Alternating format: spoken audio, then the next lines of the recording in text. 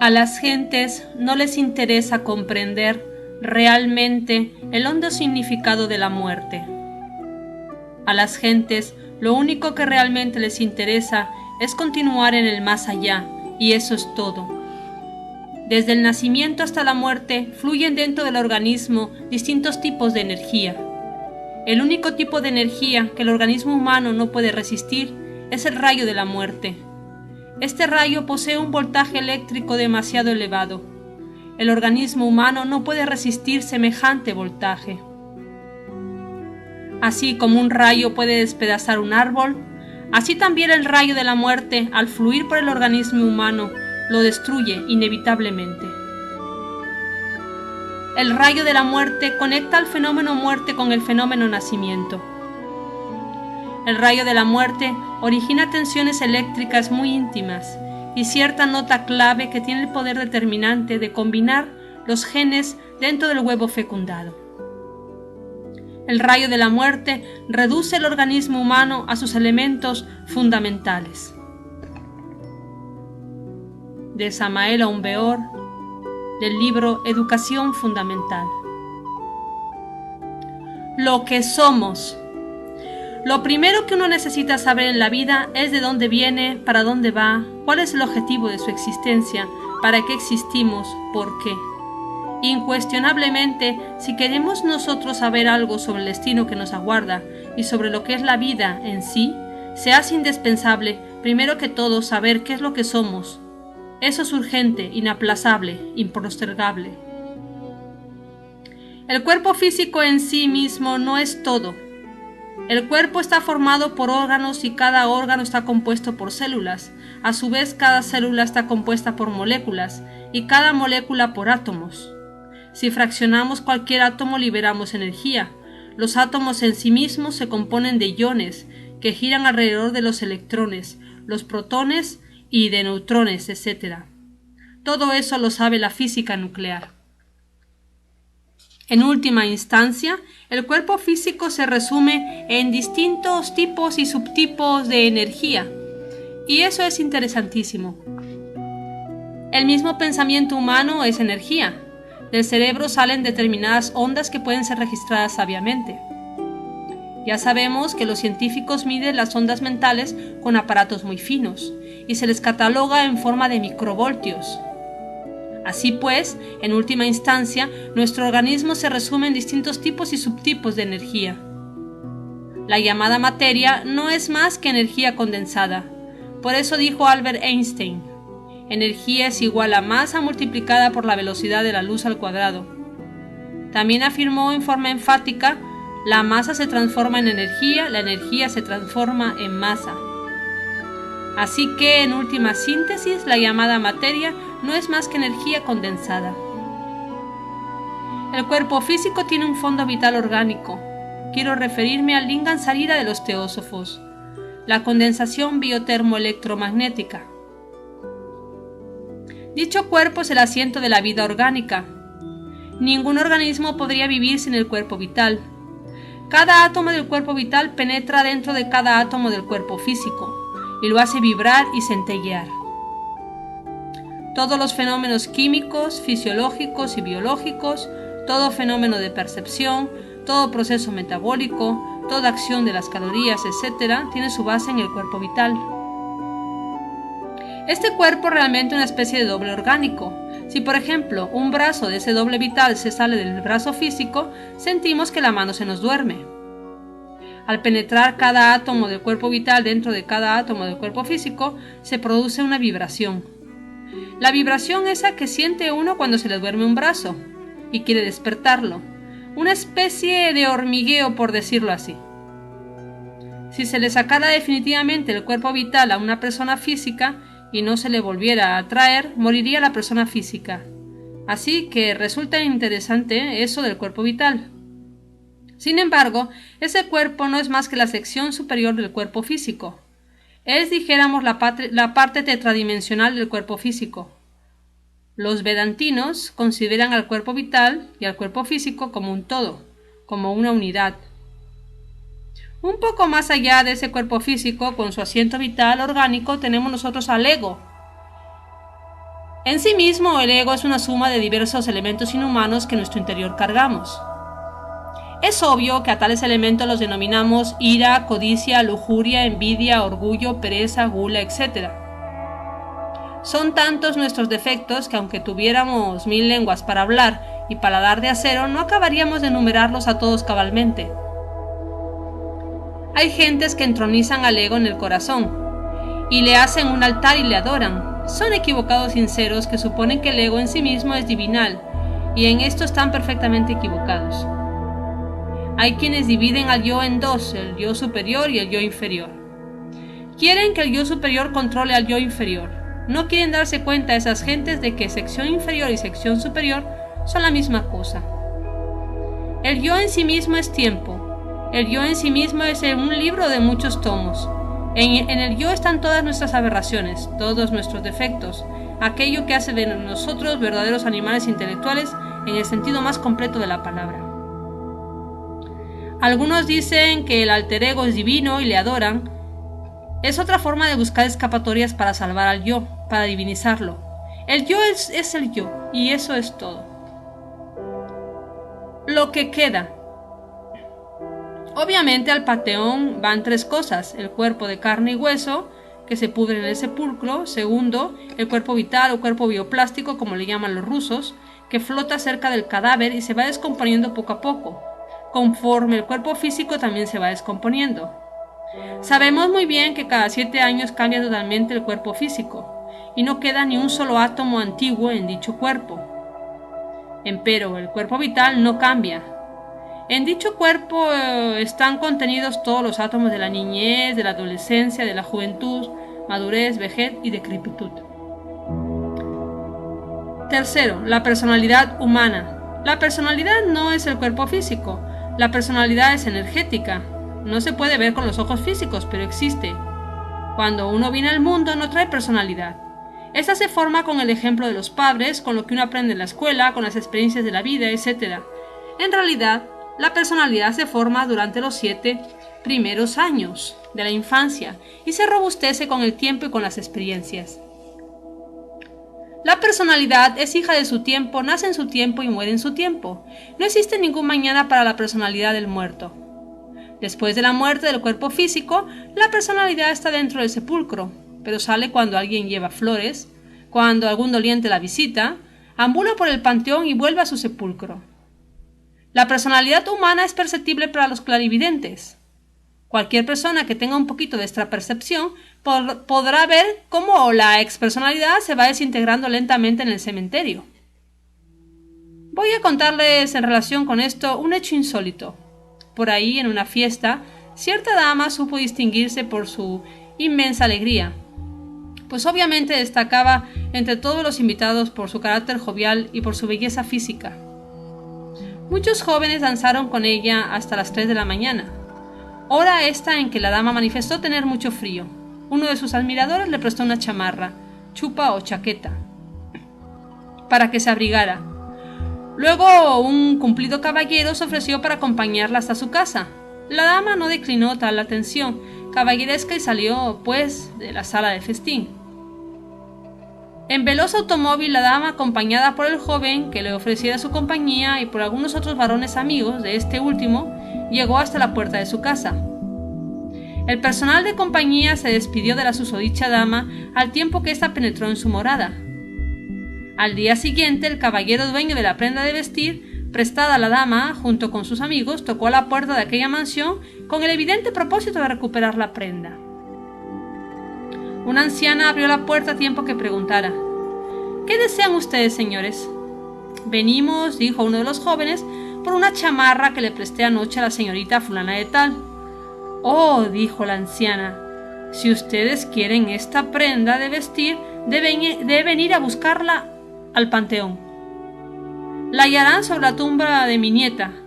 Ella fue la dama que con ustedes anoche bailó, hace muchos años que ella ya murió».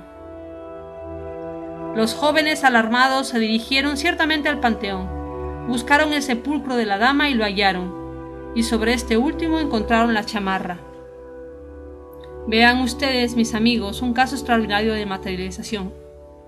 Realmente a los incrédulos, a los escépticos, les parecerá como cuestión de cuentos para niños pequeños, pero no parecerá lo mismo al que experimentó esa terrible realidad. Porque una cosa es conceptuar sobre algo en lo que no se cree y otra es experimentarlo en el propio pellejo. Ahora bien, ¿qué fue lo que se hizo visible y tangible para esos jóvenes? ¿Qué fue lo que danzó con ellos en medio de la fiesta? Pues realmente la expersonalidad. Esta suele a veces hacerse visible y tangible. La personalidad es energética, permanece en el sepulcro, pero a veces sale de él y hasta se da el lujo de andar por diversos lugares. Lo que continúa. Ahora bien, no va todo al panteón. Hay algo que continúa, me refiero a los valores, tanto a los positivos como a los negativos, los yoes buenos y los yoes malos. Ya les expliqué a ustedes que dentro de toda persona hay muchas personas, es decir, muchos yoes. Una cosa es el yo envidio y otra el yo no envidio. Una cosa es el yo amo y otra es el yo no amo. Una cosa es el yo odio y otra cosa es el yo no odio. Todos estos defectos nos hacen entender que el yo no existe en forma meramente individual. El yo es un montón de yoes, cada uno con su propia mente, su propia voluntad y su propio sentimiento. Esto que estamos diciendo ya está plenamente demostrado. La prueba la tienen ustedes en que nadie es el mismo, ni siquiera por media hora. Conclusión: la muerte en sí misma es una resta de quebrados. Terminada la operación matemática, lo único que queda son esos valores, es decir, cierta suma de yoes diablos que personifican nuestros defectos psicológicos. La eternidad se los traga, los devora. En la luz astral nuestros valores se atraen y se repelen de acuerdo con las leyes de la imantación universal. Estos valores a veces chocan entre sí, o simplemente se atraen o repelen. Así pues, eso que continúa después de la muerte no es pues algo muy hermoso. Aquello que no es destruido con el cuerpo físico no es más que un montón de diablos, de agregados psíquicos de defectos. Lo único decente que existe en el fondo de todas esas entidades cavernarias que constituyen el ego es la esencia, la conciencia, el Buddhata. La muerte es el regreso al punto original de partida. Si un hombre no trabaja su propia vida y no trata de modificarla, obviamente está perdiendo el tiempo miserablemente, porque un hombre no es más que eso, lo que es su vida. Nosotros debemos trabajar nuestra propia vida para hacer de ella una obra maestra. La vida es como una película. Cuando termina la película nos la llevamos para la eternidad. En la eternidad revivimos nuestra propia vida que acaba de pasar. Durante los primeros días de desencarnado, el difunto suele ver la casa donde murió y hasta habita en ella. Si murió, por ejemplo, de 80 años de edad, seguirá viviendo con sus nietos, sentándose en la mesa, etc. El ego estará perfectamente convencido que todavía está vivo, y no hay nada en la vida que le logre convencer de lo contrario. Para el ego nada ha cambiado, desgraciadamente.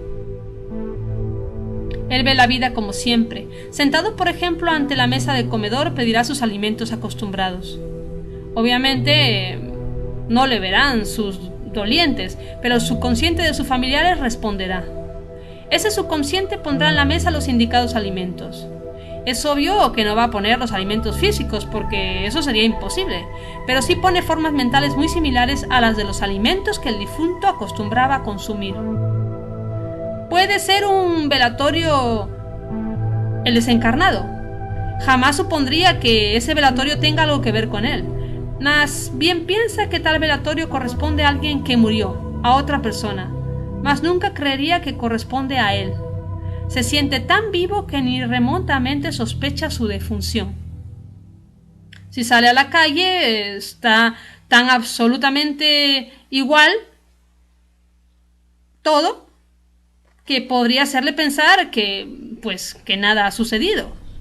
Si va a una iglesia, verá allí el cura diciendo misa, asistirá al rito y muy tranquilo saldrá de la iglesia perfectamente convencido de que está vivo. Nada podría hacerle pensar que ha muerto. Aún más, si alguien le hiciese tamaña afirmación, él sonreiría escéptico, incrédulo, no aceptaría la afirmación que se le hiciera.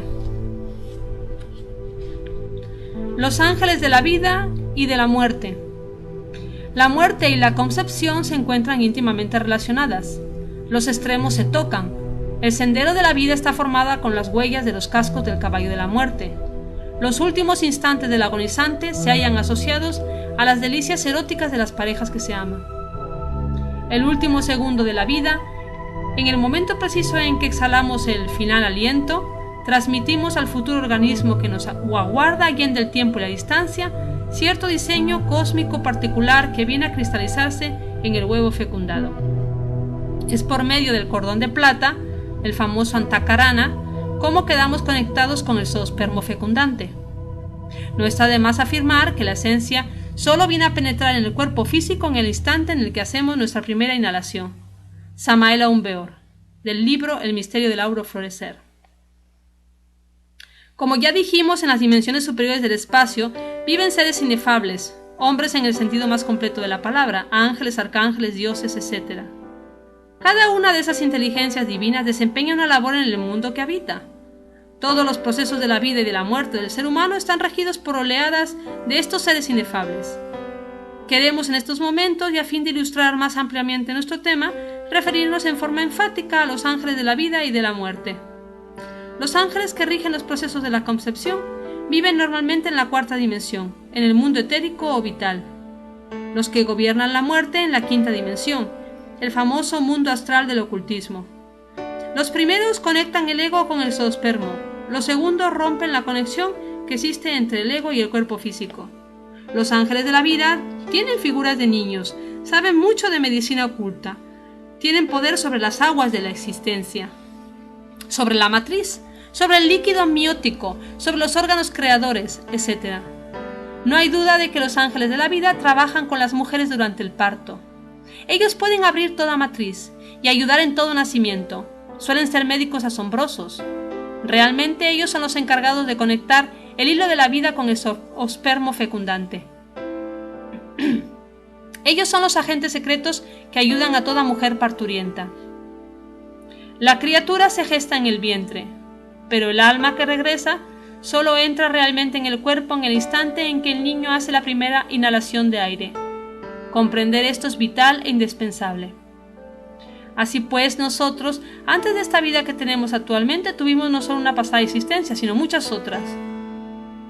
Los ángeles de la muerte, encargados de cortar el hilo de la existencia, concurren a los lechos de los agonizantes cuando llega la hora de la muerte.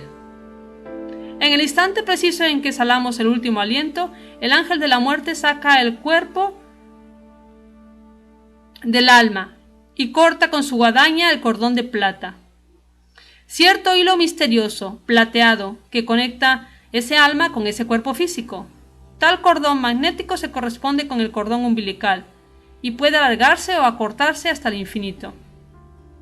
El sueño se dice que es una muerte chiquita. Sabido es que durante el sueño el alma no está entre el cuerpo, viaja a remotas distancias y entonces el hilo de plata se alarga infinitamente. Gracias a tal hilo puede el alma regresar al cuerpo físico, en el momento del despertar después del sueño. Los moribundos suelen ver al ángel de la muerte con una figura espectral, esquelética, ataviado con los ángeles, con los trajes funerales. Es claro que esta figura tan siniestra solo la asumen cuando están trabajando. Fuera de su trabajo asumen hermosas figuras ya de niños, ya de damas o de venerables ancianos. Los ángeles de la muerte nunca son malos o perversos. Ellos siempre trabajan de acuerdo con la gran ley. Cada cual nace en su hora y muere exactamente en su tiempo. En la vida práctica el policía viste su uniforme, el médico su bata blanca, el juez su toga, el sacerdote su hábito religioso, etc. Las vestiduras funerales y la esquelética figura de los ángeles de la muerte horrorizan a aquellos que todavía no han despertado la conciencia. Los ángeles de la muerte son en sí mismos hombres perfectos. Es muy amarga la pérdida de un ser querido, y parecería como si los ángeles de la muerte fueran demasiado crueles, pero ellos realmente no lo son, aun cuando parezca increíble. Los ángeles de la muerte trabajan de acuerdo con la ley, con suprema sabiduría y muchísimo amor y caridad. Esto solo lo podemos entender claramente cuando nos identificamos con ellos en los mundos internos. Los símbolos funerales de los ángeles de la muerte son la hoz que ciega vidas, la calavera de la muerte, el reloj de arena, la lechuza, etc. Los ángeles de la muerte están escalonados en forma de jerarquías. Entre ellos hay grados y grados, escalas y escalas. Los ángeles de la muerte tienen sus templos en el mundo astral. También tienen sus escalas, palacios y bibliotecas. Allí, en la inmensidad del gran océano de vida, existe un palacio funeral donde tiene su morada uno de los genios principales de la muerte. Su rostro es como el de una doncella inefable y su cuerpo como el de un varón terrible. Ese ser maravilloso es un andrógino divino. Bajo su dirección trabajan millares de ángeles de la muerte.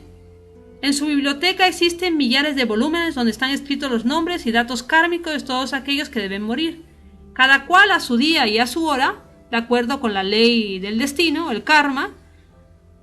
La ciencia de la muerte es divina, es terriblemente divina.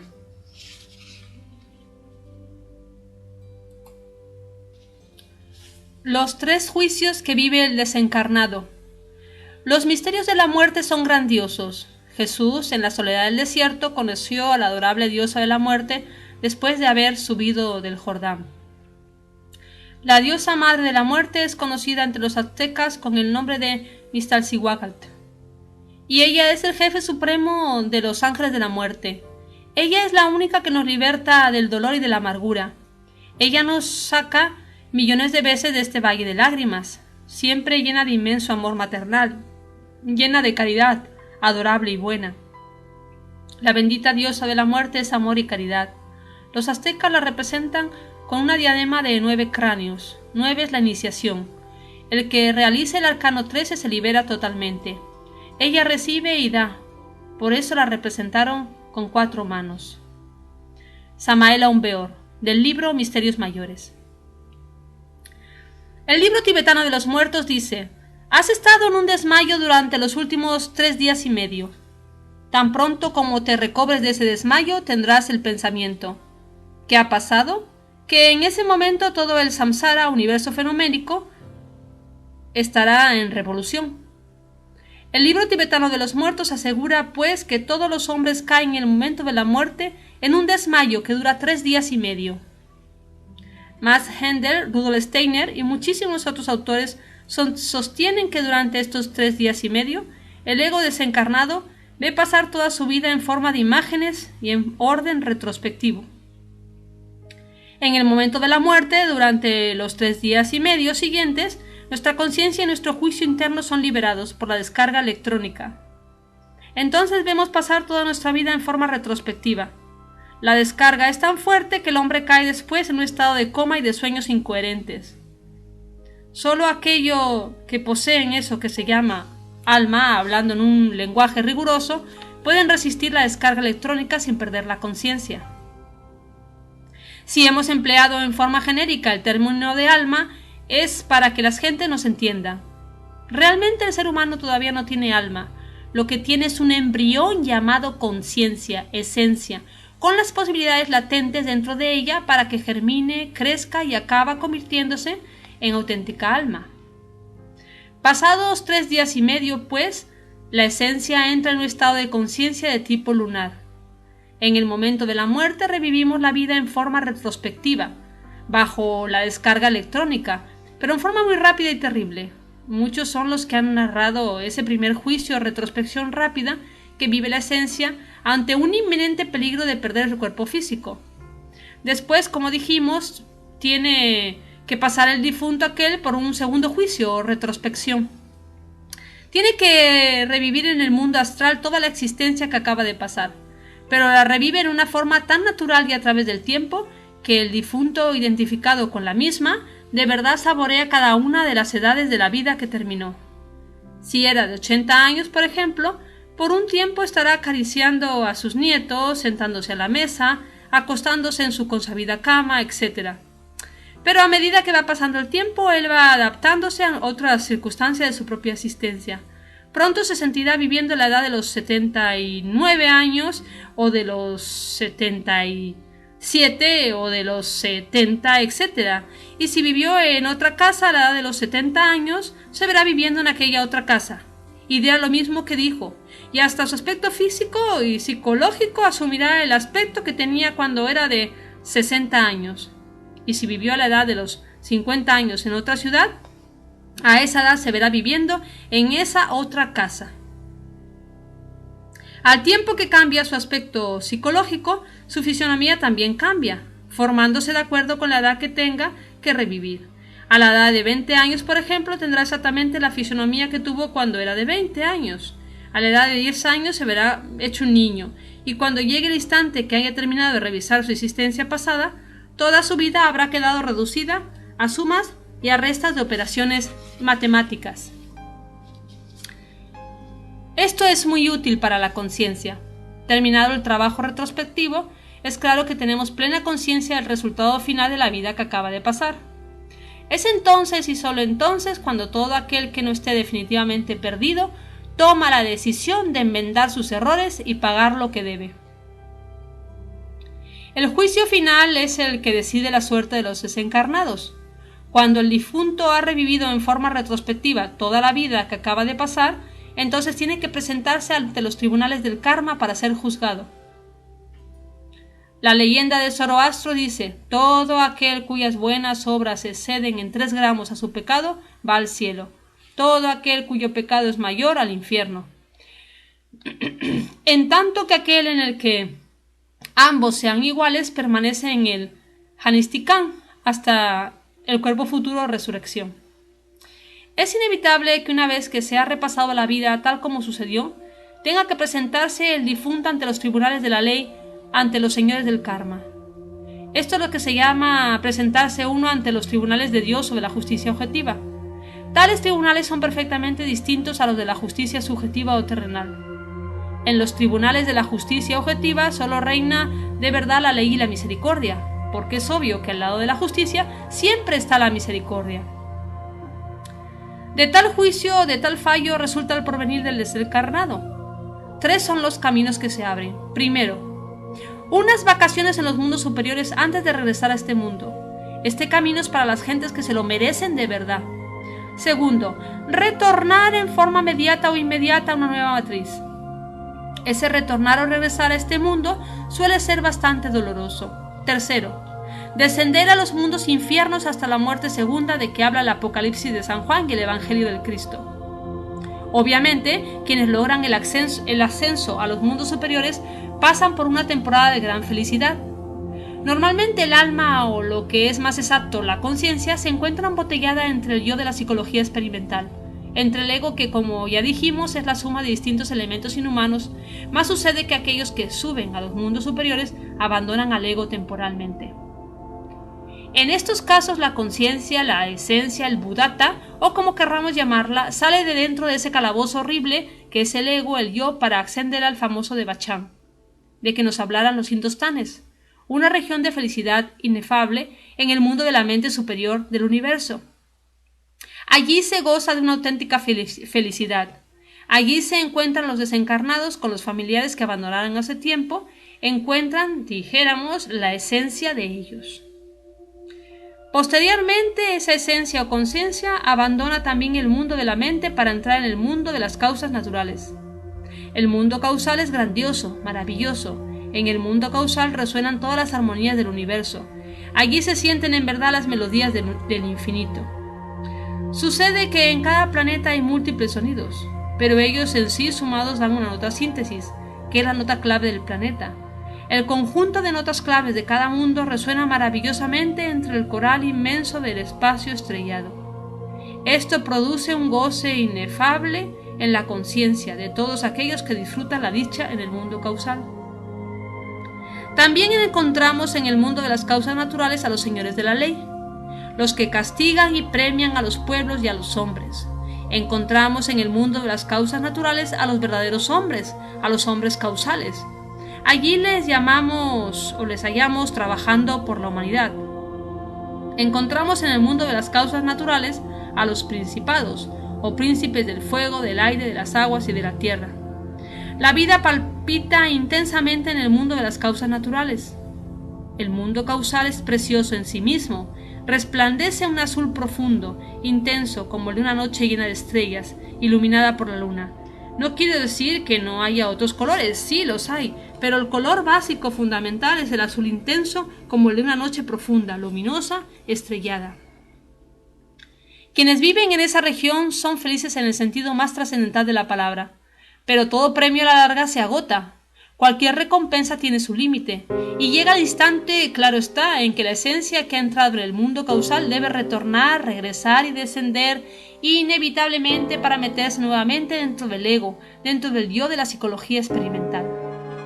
Posteriormente, esa clase de esencias viene a impregnar el huevo fecundado para formar un nuevo cuerpo físico, se reincorporan en un nuevo cuerpo físico y vuelven al mundo.